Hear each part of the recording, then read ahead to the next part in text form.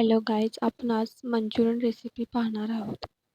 इथे मी कांदा घेतलेला आहे चिरलेला, इथे कोबी किसलेला, इथे मैद्याचं पीठ घेतले, इथं मिरची कुटून घेतलेली आहे, इथं मी लसणाची पेस्ट घेतली आणि इथं थोडंसं शिमला मिरची आणि इथे मसाले घेतले आहेत.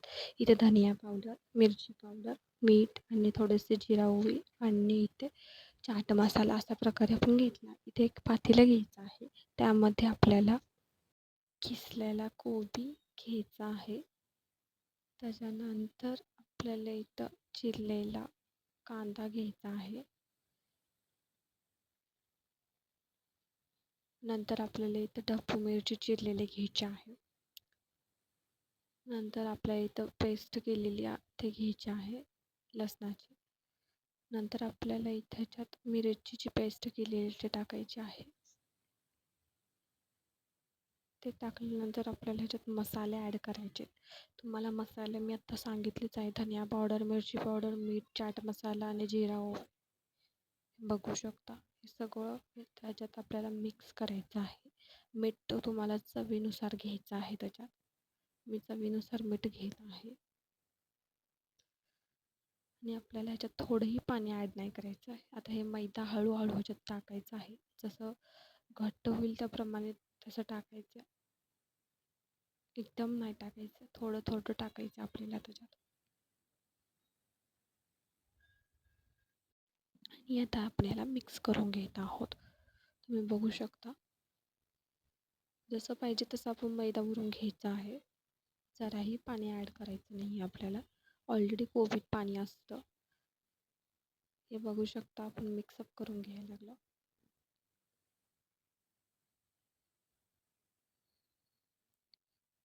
हे बघू शकता, आता हे आपलं झालेलं आहे.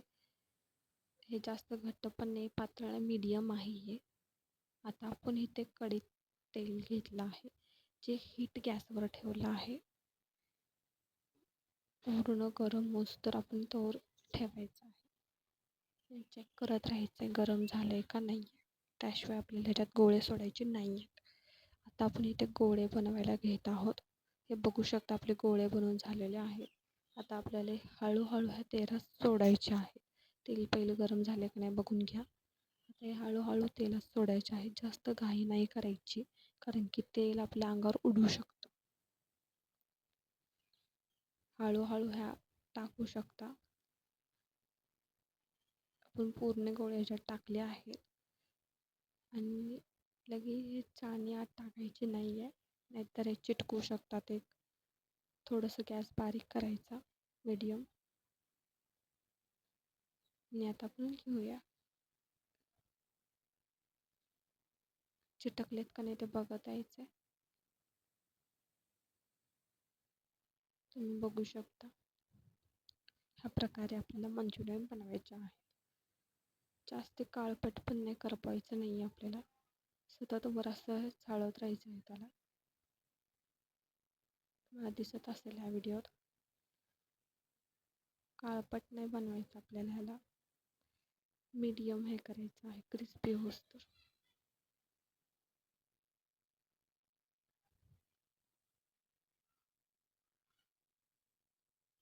हे बघू शकता, आपले मंचुरियन रेडी झालेले आहेत. आता आपल्याला ह्याला काढून घ्यायचं आहे एका बाउलमध्ये. हे बघत आहात, मी बाउलमध्ये काढून घेत आहे.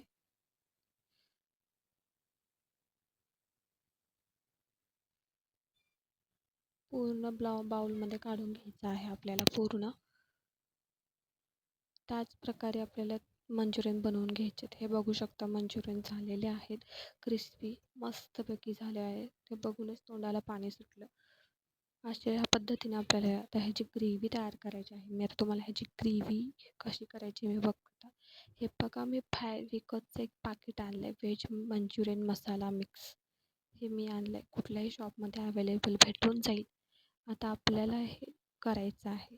ओके,